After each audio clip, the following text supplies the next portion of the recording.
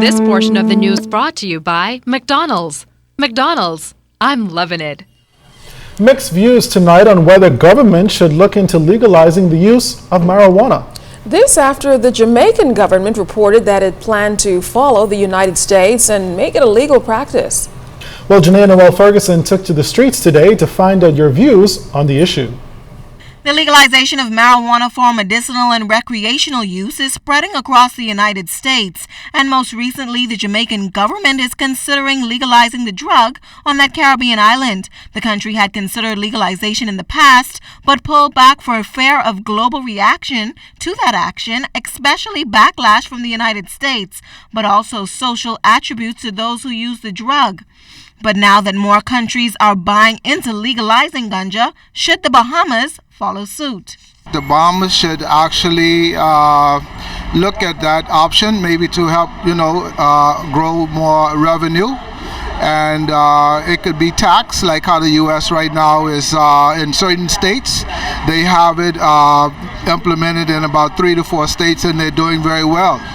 So I think the Bahamas should maybe open up and look at that as a revenue to help boost the economy. It's a good idea. I think be a very good idea for everybody involved there, especially sick people with cancer. Marijuana is the best medicine and it's the best healing for the nation, because guess what? Alcohol, number one, is cut the heartstring. Alcohol is the number one killer. They need to close down for this liquor store. That's what causing the violence and the crime right now. Not be legal. Why? Why? Because it's against the law. If marijuana is some sort of medicine that we can use to help people, I would say, why not legalize it? But if we're going to use marijuana as a drug trade, I would say no. Interested in legalizing it. Why? Because I just don't think it's a good idea. Thank you. Now, while there was mixed reviews from the public on whether or not marijuana should be legalized, Attorney General Allison Maynard Gibson says don't expect to see it on the law books anytime soon. The use of marijuana is illegal in the Bahamas, and the only comment that I have is that we are going to fully enforce the laws of the Commonwealth of the Bahamas. So there's no consideration. We are going to fully enforce the laws of the Commonwealth of the Bahamas, and what we are working on right now, as is the will of the people, is to see efficiency in the process so that justice can be delivered for the benefit of accused and victims in a timely fashion. Janae Noel Ferguson, ZNS Network News. Well, Foreign Affairs Minister Fred Mitchell says he was present at the table in Trinidad when the issue was raised with regard to medical marijuana at that CARICOM meeting. In a statement released today, Minister Mitchell said the meeting agreed that the issue should be studied then and signed off on last month as an agenda item at the next CARICOM Heads of Government meeting in St. Vincent in March. The delegation will be headed by the Prime Minister. Minister Mitchell goes on to say that we have heard the views on a market approach to fighting anti-drug efforts advanced by many countries and note the developments in the United States and have canvassed the potential policy changes with U.S. officials. He concludes that we can say nothing more on the issue until such time as the CARICOM consensus has been reached and the studies returned and the Bahamas cabinet has a chance to review the issue. A 22-year-old man from Fleming Street was charged with 3 counts of armed robbery, 3 counts of attempted murder, and 1 count of receiving in connection with the robbery and shooting of Judith and Marvin Blair. The mother and son attacked at their home. Adrian Stubbs, in the plaid shirt, was not required to enter a plea to the charges. It's alleged that on February 11th, Stubbs, while armed with a handgun, robbed Judith Blair, Marvin Blair, and Moses Blair of about $3,000 worth of valuables. It's further alleged that the 22-year-old did attempt to murder Judith Blair, Marvin Blair, and Moses Blair. In the final charge of receiving, it's alleged that he did dishonestly receive a black Hewlett-Packard laptop computer. The matter was forwarded to the Attorney General's office for review, and Stubbs will appear on May 15th for service of a voluntary bill of indictment. Well, in the wake of the recent firings by a commercial bank, Minister of Labor Shane Gibson says the government is in discussions with other banks to chart the way forward. While banks have expressed their challenges, Mr. Gibson said their future plans won't necessarily include additional layoffs.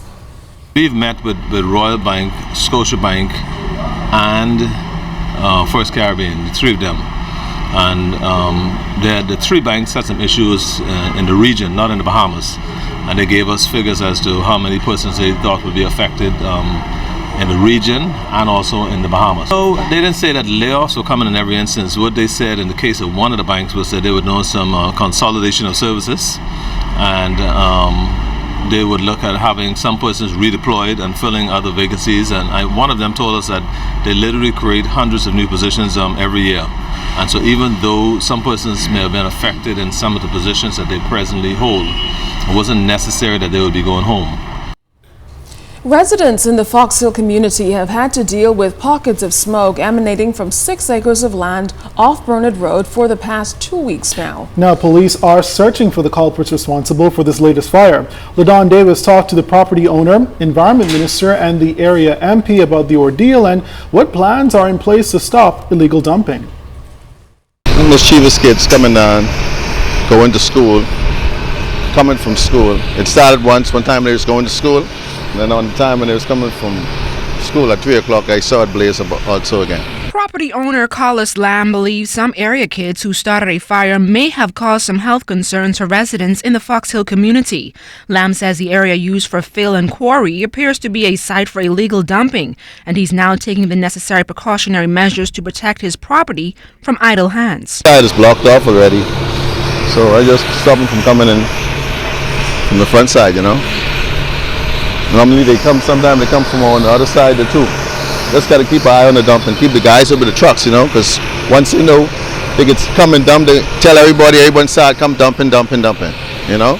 So that's the problem with that created over here. Environment Minister Kenrick Dorset sends out this stern warning to persons dumping indiscriminately. Again, I think it is necessary for us as citizens to take pride in our surroundings at home and in our neighborhoods and communities.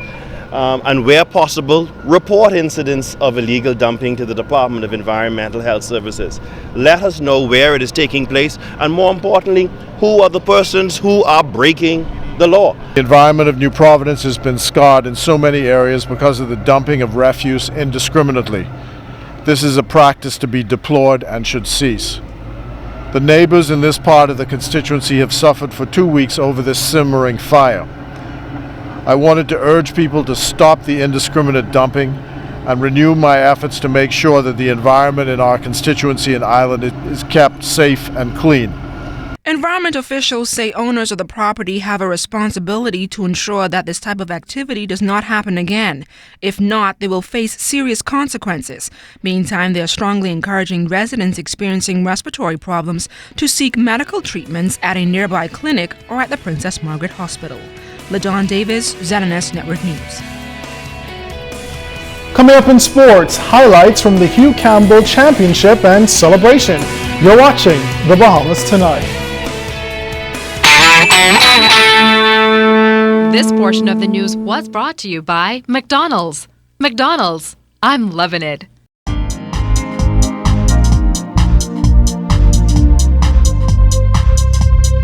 This is your Royal Fidelity Business News. I'm Jimenita Swain. Officials from the Bahamas International Securities Exchange have released their statistical report for 2013. For the past 12 months, the BISX All Share Index closed at 1,468.22, a 9.6% increase. For the same period in 2012, the BISX All Share Index closed at 1,446.26. Now, at December 2013, the market comprised of 27 primary market listings with a market capitalization of $2.9 billion. Additionally, there are 25 mutual funds listed on the BISX Mutual Fund listing facility with approximately $550 million in assets under management. In other business news, Porter's Residential Sales and Marketing has been selected to lead the sales and marketing for the Abaco-based Schooner Bay property. The Florida-based company has 25 years of selling luxury homes, inclusive of the Reef Residences at Atlantis, along with Veer Towers in Las Vegas. President Mark Porter said they are thrilled to be a part of the master planned community, which reflects what living in the Bahamas is all about. And in international business news, the largest bank in the United States, JP Morgan, said it plans to slash 8,000 jobs in its consumer and community banking divisions this year. CNN Money is reporting that represents a projected 20% reduction in total branch staff from 2011 to 2015. And according to JP Morgan, it comes on top of 7,000 job losses at the branch level over the past 2 years. Now, on the positive side, a JP Morgan spokeswoman said the bank is adding 3,000 jobs in other parts of the firm, so the overall job cuts will only total 5,000. That was your Royal Fidelity Business News. I'm Jimenita Swain.